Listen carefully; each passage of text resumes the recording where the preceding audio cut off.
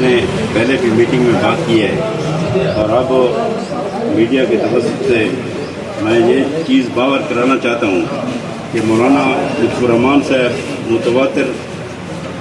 چوتھی مرتبہ MP ہیں، لیکن انہوں نے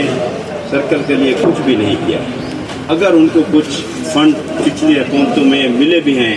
تو وہ کاغذوں کی نظر میں ہیں، اور اب بھی یہی خدشہ ہے کہ ہمارا علاقہ بہت زیادہ پسماندہ ہے، وہ ہمیں پتہ ہے۔ وہ تو آتے ہیں، وہ تحصیل پہاڑ پور کا ہے، وہ ان کی رہائش یا ان کا مقامی جو حلقہ ہے وہ تحصیل پہاڑ پور ہے، لیکن ہمارے لوگوں کی میں کہتا ہوں وجہ سے، وہ سادگی کی وجہ سے وہ یہاں سے بار بار منتخب ہو جاتا ہے، حالانکہ کوئی کام بھی نہیں کرتے۔ جس طرح یہ بات کر رہے تھے تو یہ روڈ ایک بھی انہوں نے اس پورے 4 ٹینور میں نہیں بنایا، تو کیا اس کو فنڈ نہیں مل؟ میں نے پہلے بھی کہا تھا کہ اگر اس جگہ پر میں ہوتا تو میں یہ سیٹ بالکل چھوڑ دیتا، ہمیں یہ گوارا نہیں ہوتا، لیکن وہ ان کو فنڈ بھی ملتے ہیں، سب کچھ اس میں اس کے پاس ہے۔ جس طرح آپ ہسپتال کی، اسکولوں کی بات کر رہے ہیں، کالج کی بات کر رہے ہیں، گرلز کالج کو اس نے جان بوجھ کر کیا بھی صحیح اور نہ بھی ہوا، مطلب ہے اس نے ایسی جگہ ڈالا زمین کو کسی مخالف کی کہ وہ عدالتوں کا اس میں پڑ گیا۔ حالانکہ ہم نے ڈگری کالج کی، میں نے خود علی امین خان صاحب کی وساطت سے یہ تھانہ پروا کے ساتھ 14 کنال زمین الاٹ بھی کروائی ہے، جو گورنمنٹ کا کے نام پر ہو چکی ہے، اور انشاءاللہ کیونکہ اس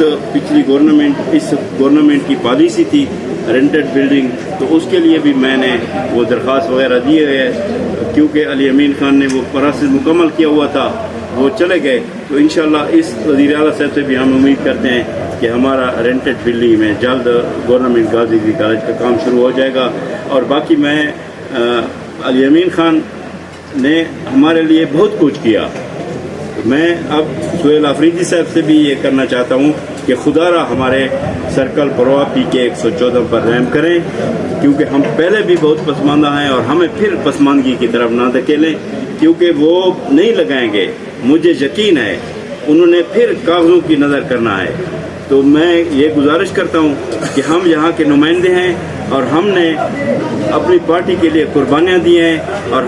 ہمیں اپنے علاقے کی مشکلات کا پتہ ہے کہ ان کو کیا کیا مشکلات درپیش ہیں۔ بہر کے ایک نمائندے کو پتہ نہیں ہوتا، مولانا صاحب بہر کے ہیں، وہ کبھی کبھار آتے ہیں، جو الیکشن کے ٹائم میں آ جاتے ہیں اور ہمارے لوگوں کی سادگی سے فائدہ اٹھاتے ہوئے پھر وہ یا 47 سے یا کسی اور طریقے سے وہ منتخب ہو جاتے ہیں۔ تو میں گزارش کرتا ہوں اپنی گورنمنٹ سے، صوبائی گورنمنٹ سے، کہ خدارا وہ اسکیمیں ہمیں ہمارے ورکروں کی وساطت سے دیں، ہم خود دیں گے، ہمیں خود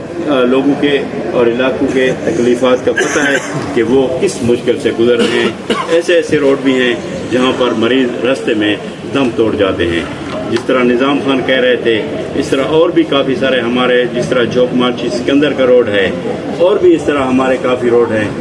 الحمدللہ پچھلی گورنمنٹ میں وزیر اعلیٰ صاحب نے جو ایشین رائے فنڈ منظور کروائے تھے ان پر کام شروع ہے، اور امید کرتے ہیں اور دعا بھی کرتے ہیں کہ جس نے یہ اہم کام کیا اللہ تعالیٰ اس کو جزا دے اور مزید ترقی دے۔